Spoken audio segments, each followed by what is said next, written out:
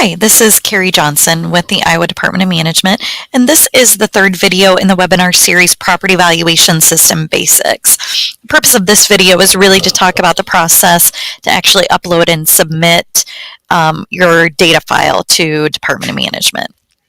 So if you have questions regarding the steps that need to take place prior to submitting your data, then please view the two prior videos.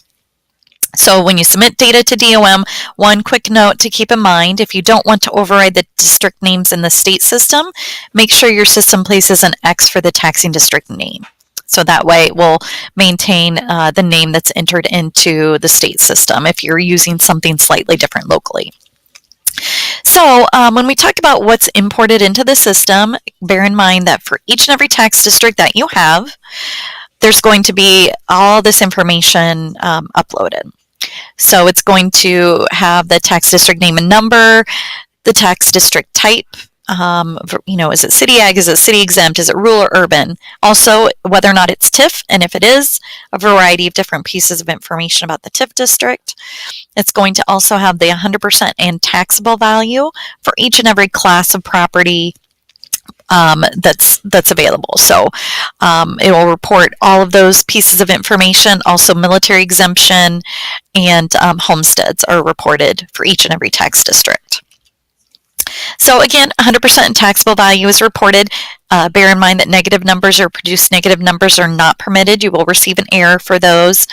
100% valuation is reported in the first column. All exemptions except military is deducted before that 100% valuation is reported. So telecommunications exemptions or any sort of local industrial or commercial exemptions are taken off prior to that 100% value. Taxable value is the amount calculated after application of the statutory assessment limitation, or the rollback, as it's determined annually by Iowa Department of Revenue. And those rollback numbers were reported in the introduction video in this series. They also are found within the system.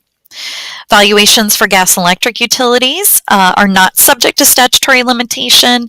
They're valued in a different manner, but IDR does certify both 100% assessed and taxable valuations for those. As far as the rollback for 2017, again, if you did not catch those in a prior information, the ag property is to be taxed at a percentage of 54.4480. Residential property is to be taxed at a percentage of 55.6209. Multi-res is to be taxed at a percentage of 78.75, and commercial, industrial, railroad are to be taxed at a percentage of 90.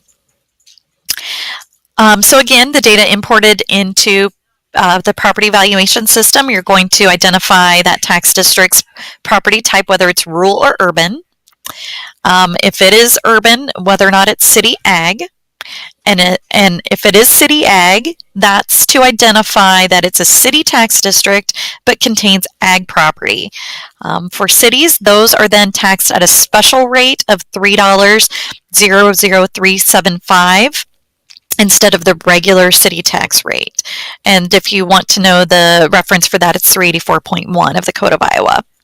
And you also are going to identify if it's a city district, whether or not it's city exempt. And that's to flag those that have value, those tax districts that have value that are exempt from city taxations. Those are usually used when the city agrees to a transition for the imposition of city taxes against property within an annexed area. So that's, a little bit more rare, very locally determined, but if you have questions on that, please contact me. And then TIF, yes or no. So if it is TIF, then it's going to be identified as either base or increment. And then if it is base, then it's going to ask you to report a 4-digit frozen base year. If you've created a TIF base district but the frozen base year has not been established, you can enter zeros, but please remember to go back once that frozen base year is created and enter that number. Frozen base amount, that would be the 100% frozen base valuation assigned to the district. And that number should not change. We would anticipate that that number would remain the same. For increment districts, this is where you indicate the 5-digit associated base taxing district number. So for each and every increment district, there's an associated base, and it is a one-to-one association. You don't want to associate a base taxing district with more than one increment district. Receiving TIF type. So for the increment district, you're going to report whether it's city urban, whether it's county urban renewal, community college, jobs training, or rural improvement zone. Receiving levy authority code, this is the levy authority that's going to receive those TIF taxes. So whoever's sort of set up the TIF and is going to receive the revenue. So again, with data imported into PVS, you're going to report residential property. Please note that dwellings listed on agricultural property must be classified as residential. And residential within that ag land must be listed on line 01 of a regular taxing district. You're going to report ag land and ag buildings. And the only classifications that should appear on ag land and ag buildings are ag buildings other than residences. Again, a residence would be reported on line 1 under residential property.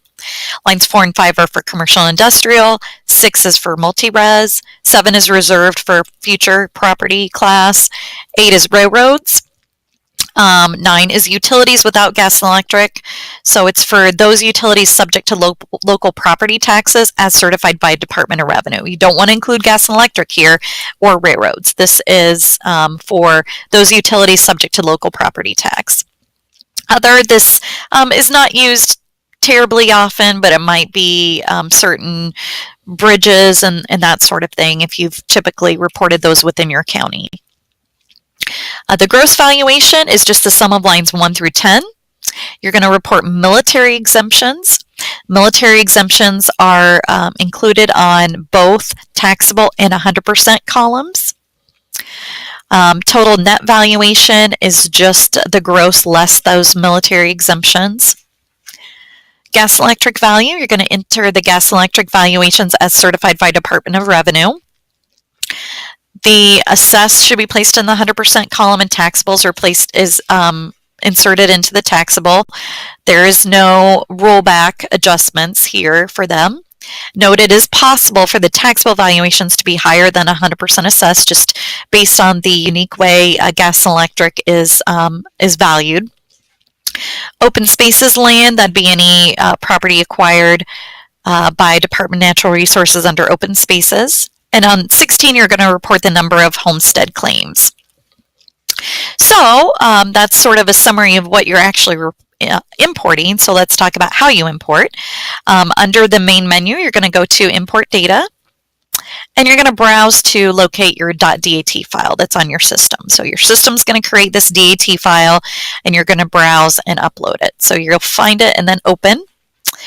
It's going to show you the path of that file, and you're going to select upload, and it's going to tell you that the file was uploaded and scanned, how many taxing district rows there were, and you're going to process the upload.